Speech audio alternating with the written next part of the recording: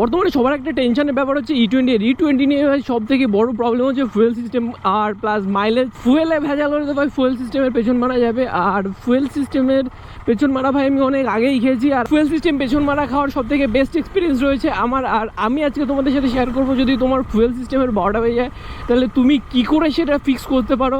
অনেক গ্যারেজে ভাই এই ফুয়েল সিস্টেমটা ঠিক করতে পারে না। আমি তো হাবড়ার কথা আর বললামই না, যাবে এত বাজে গ্যারেজের সার্ভিস ভাই।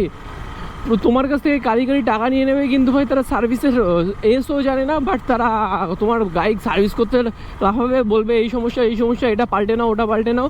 কিন্তু আলটিমেটলি তোমার তুমি একটু যদি জানো বা তোমার যদি বেসিক নলেজ থাকে, তাহলে তুমি বুঝে যাবে যে ভাই এখানে স্ক্যাম হচ্ছে আর এখান থেকে হবে না। এই স্ক্যামের শিকার ভাই আমি অনেক আগেই হয়েছি।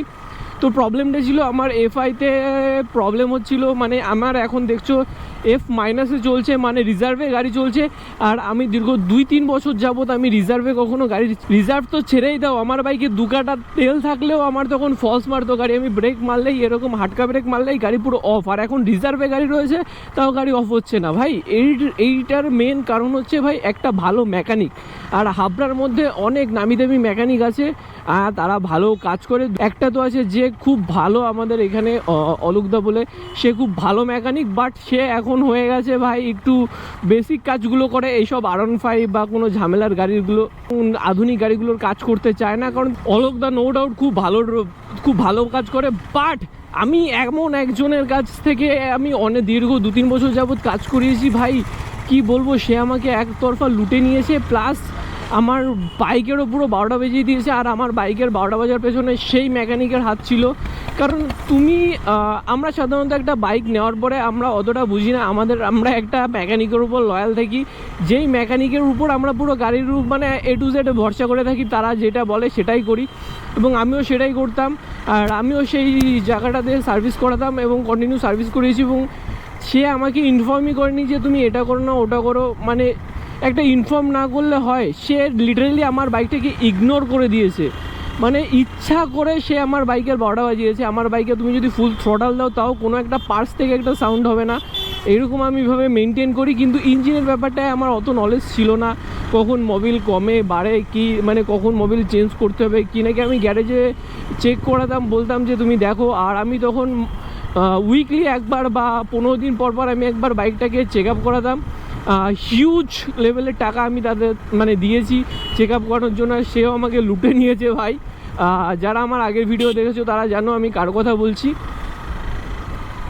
আমি তার কাছ থেকে জিজ্ঞেস করতাম, সে আমাকে যেমন চেঞ্জ করতে বলো, যেগুলো চেঞ্জ করতে বলো আমি সেগুলো চেঞ্জ করতাম। তো আমি লাস্টলি আমি বুঝতে পারিনি যে কেসটা কী হলো। হ্যাঁ, আমি তাকে চেঞ্জ করতে বলতাম সেরকম। আর দীর্ঘ কয়েক বছরের মধ্যে সে আমার থ্রটল বডিটা জীবনেও পরিষ্কার করেনি। আর এটার জন্য আমার বাইকের পিক আপ আস্তে আস্তে কমতে শুরু করে।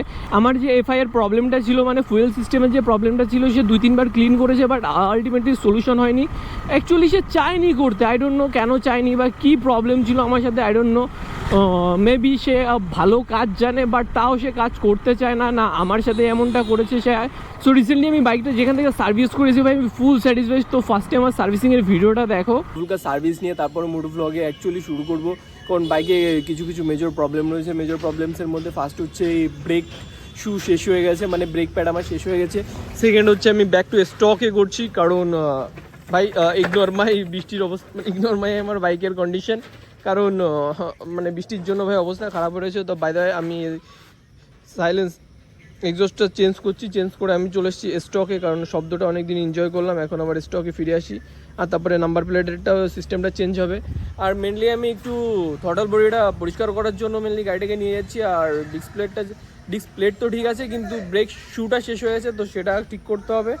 আর আমি এয়ার ফিল্টার কিনে নিয়েছি, অয়েল ফিল্টার কিনে নিয়েছি, যেগুলো আমাদের হাবড়ায় অরিজিনাল পাওয়া যায় না। সেজন্য আমি তো ওয়েলিংটন মার্কেটে গেছিলাম, ওখান থেকে কিনে নিয়েছি। আর আমার সাথে হেল্প করছে ভাই অ্যাজ অলওয়েজ, ও এখন ভাই ড্রাইভিং পজিশনে রয়েছে। তো চলো বাদবাকিগুলো আস্তে আস্তে ওখানে শুভর কাছে নিয়ে যাচ্ছি সার্ভিস করতে, ওখানে গিয়ে দেখাবো।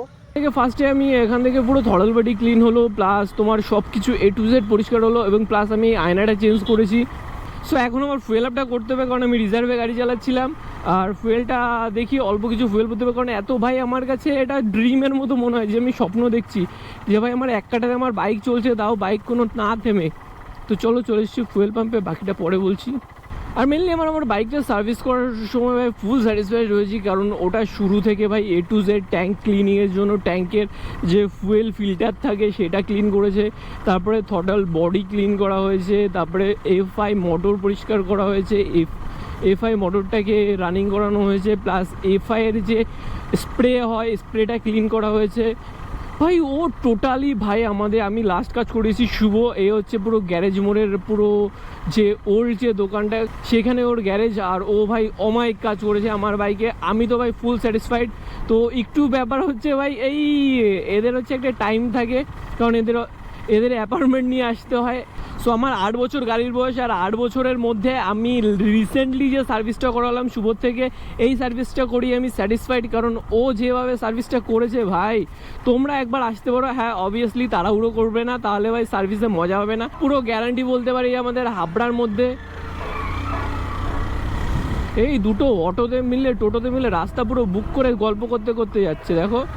আর রিসেন্টলি ভাই গভর্নমেন্ট চেঞ্জ হয়ে গেছে, কিন্তু আমার ব্লগের সিস্টেম চেঞ্জ হয়নি। আমি 20 দিন পর একটা ভিডিও বানাচ্ছি, 20 দিন আগে একটা ভিডিও বানিয়েছিলাম। বাইরে চলে এসেছি মায়ের কাছে, কৃপা করো। আর এই মন্দিরটার কথা আর কী বা বলবো ভাই, আসলেই ভাই এদিকে আসতে ইচ্ছা করে। এবার একটু চালাই ভাই, অনেকক্ষণ ধরে বকর করলাম, তোমাদের বোর করলাম। আর বাইকটা ইসের পরে আমার একটু স্পিড আপ করাই হয়নি ভাই। বাইকটা চেঞ্জ করার পরে ভাই, বাইকটা সার্ভিস করার পরে বাইকটার আলাদাই গতি ভাই, ইজি উঠে যাচ্ছে। এখনও তো কতগুলো গিয়ার বাকি আছে। ও দেখো দেখো দেখো ভাই, দাবি কি ভাই, রাস্তাঘাটে একটু বাইক চালানোর মতো অবস্থাতে নেই, দেখলেই মানে ভয় লাগে। আরে শুনছি যশোর রোড বড় হবে, আর যশোর রোড কবে বড় হবে কি হবে আই ডোন্ট নো। গাড়িটা সার্ভিস করার পরে এতটা স্মুথ হয়ে গেছে, তোমাদের কি বলবো ভাই, ইজি উঠে যাচ্ছে ভাই। আমি একদিন গিয়ে টপ স্পিড চেক করতে হবে, আর আফটার সার্ভিসের পরে আমার বাইকের স্পিড কেমন দিচ্ছে সেটাও টেস্ট করবো। নেক্সট ব্লগ হয়তো আমরা এটা গ্রুপ রাইড করতে পারি। আর তোমরা যদি বলো তাহলে আমি রিউবটা নিয়েও বেরোতে পারি। অ্যাজ ওয়েল সালা পুলিশ কী করে এখানে পয়সা খাবা।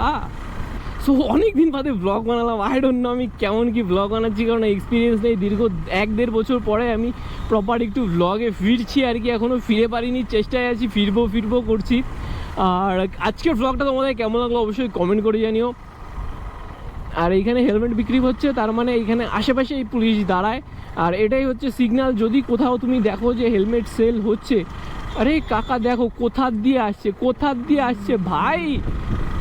আর এই যশোর রোডে এইরকম টাইপস অফ লরিওয়ালাদের জন্যই হচ্ছে মেন প্রবলেমগুলো হয়। তো আমি তো এখানে 5 লাইট মারলাম, এই জন্য চেপে গেল, নাহলে আমাকে চেপে দিত।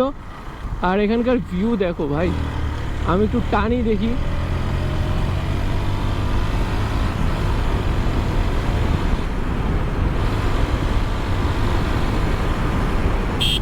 দেখো গাড়িটা কোথা দিয়ে আসছে ভাই, কি করে টানবো একটা রাস্তায়। যশোর রোডে টানা ইম্পসিবল, 50-র উপর তুমি গাড়ি ওঠাতেই পারবা না। সো ভাই লোক, আজকের মতো ব্লগ আমি এখানেই শেষ করছি। আই ডোন্ট নো কি ব্লগ হলো না হলো, তো তোমরা কমেন্ট করে জানাও যে কতটা নার্ভাস ছিলাম আমি, আর নেক্সট কি টপিকের উপর তোমরা ব্লগ চাও। তো দেখা হচ্ছে পরের ব্লগে, ততক্ষণের জন্য have fun, peace, love you guys. আর একটু সাপোর্ট দেখো গাইজ, একটু শেয়ার করো ভিডিওগুলোকে।